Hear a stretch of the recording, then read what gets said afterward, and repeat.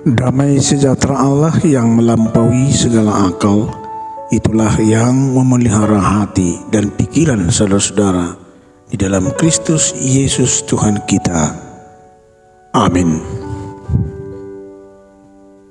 Shalom Bapak, Ibu, saudara-saudara sekalian yang akan mendengarkan firman Tuhan pada pagi hari ini.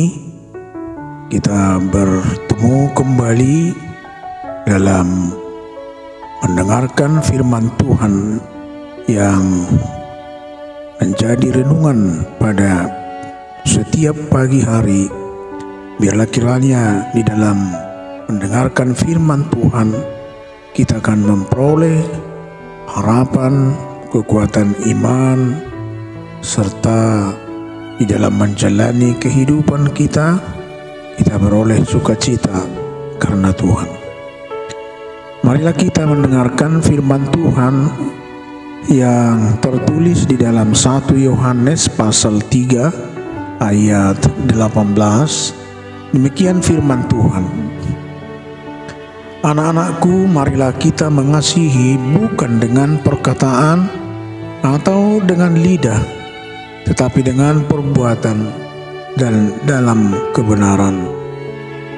Hamua kaanaha unang mahatatta doho dilatta makaholongi laing mamarhiti-hiti pabahenan dohot hasitongan.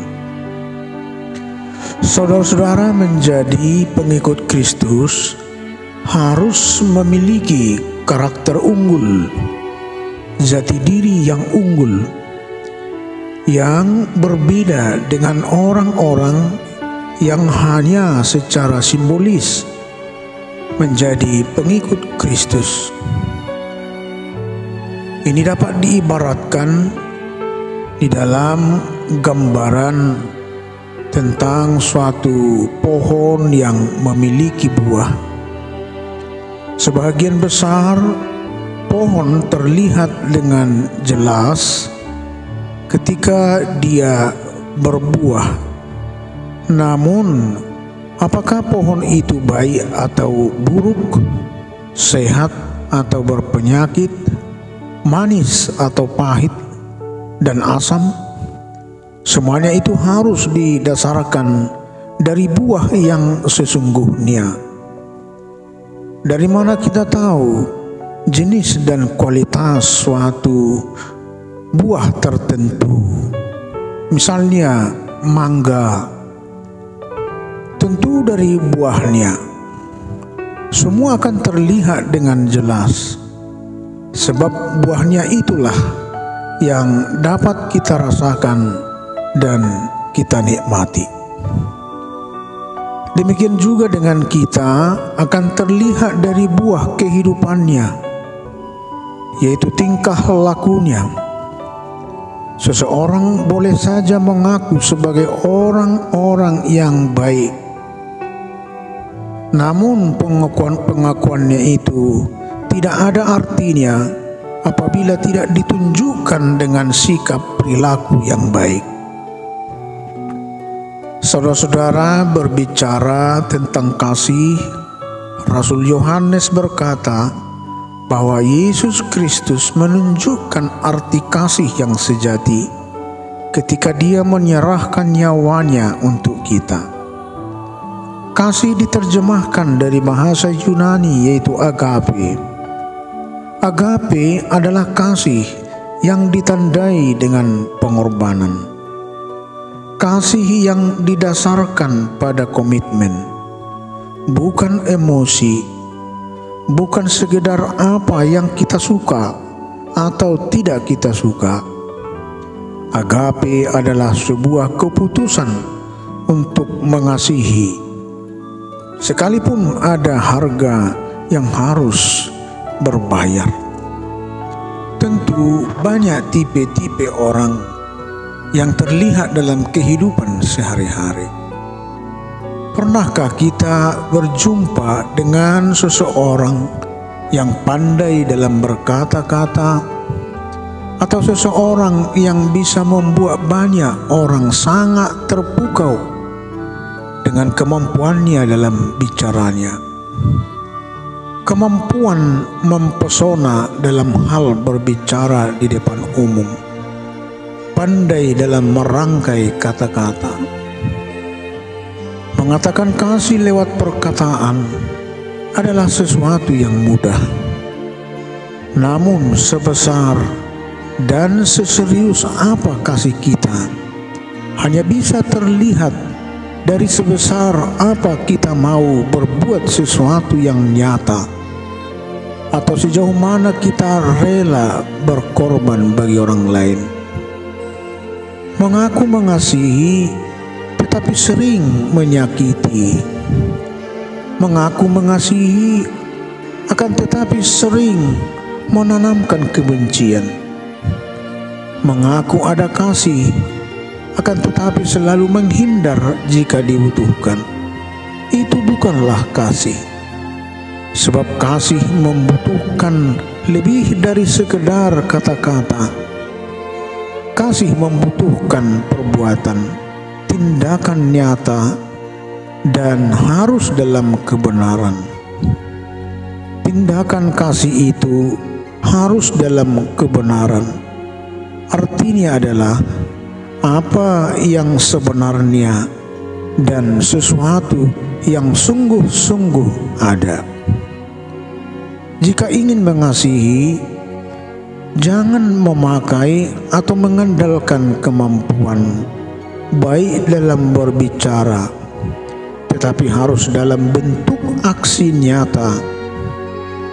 Kasih yang dimiliki bukanlah sebuah kepura-puraan, tetapi kasih itu harus tulus, sungguh ada, dan terwujud dalam setiap tindakan. Tuhan Yesus sendiri meminta agar kasih itu dipraktikkan. Dalam perumpamaan yang diceritakannya mengenai orang Samaria yang baik hati, tergambar secara jelas bentuk dan praktek kasih seperti apa yang dimaksudkan oleh Tuhan Yesus. Kasih-Nya sedemikian universal sehingga dilakukan oleh orang Samaria yang merupakan orang asing, yang tidak membeda-bedakan sesama yang hendak ditolongnya. Kasih itu juga tidak dibatasi oleh ritus agama, seperti sikap yang ditunjukkan oleh imam dan orang Lewi yang melihat orang yang membutuhkan pertolongan namun melewatinya begitu saja. Pemahaman mengenai kasih ingin dimurnikan kembali oleh Tuhan Yesus. Kasih itu harus dilakukan secara konsekuen dengan siapa saja.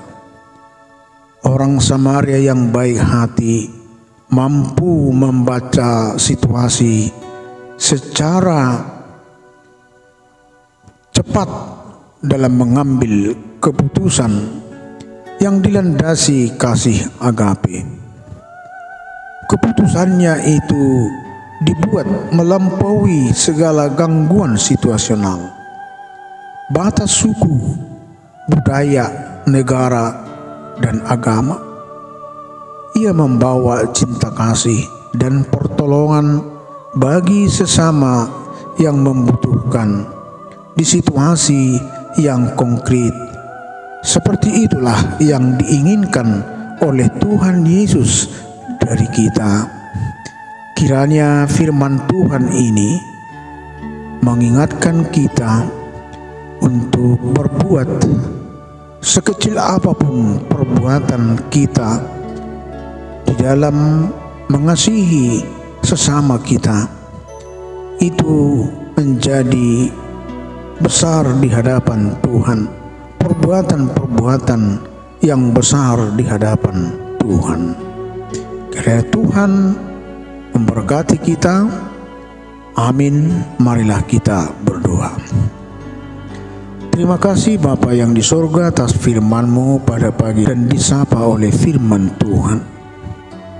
Biarlah kiranya melalui firman Tuhan yang kami dengarkan pada pagi hari ini akan menguatkan iman kami dan memupuk kesetiaan kami di hadapan Tuhan.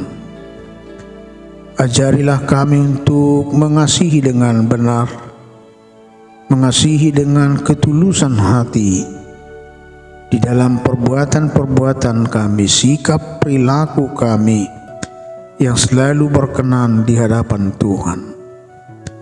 Biarlah kiranya melalui firman Tuhan pada pagi hari ini, kiranya itu menjadi satu pedoman bagi hidup kami, menjalani kehidupan kami sehari-hari, buah yang manis, sebagai buah iman kami, kesetiaan kami kepada Tuhan. Itu kami buktikan melalui sikap, perbuatan, dan perilaku kami sehari-hari. Berkatilah firman-Mu di dalam kehidupan kami. Berkati kami Tuhan satu hari ini dalam pekerjaan kami. Berkati kami di tengah keluarga kami. Berkati segala pekerjaan usaha kami. Berkati juga Tuhan dalam setiap permohonan kami kepada Tuhan. Biarlah itu menjadi dan terwujud sesuai dengan kehendak Tuhan. Ampuni kami atas dosa kami. Dengarkan kami di dalam nama Yesus Kristus. Kami berdoa dan mengucap syukur. Amin.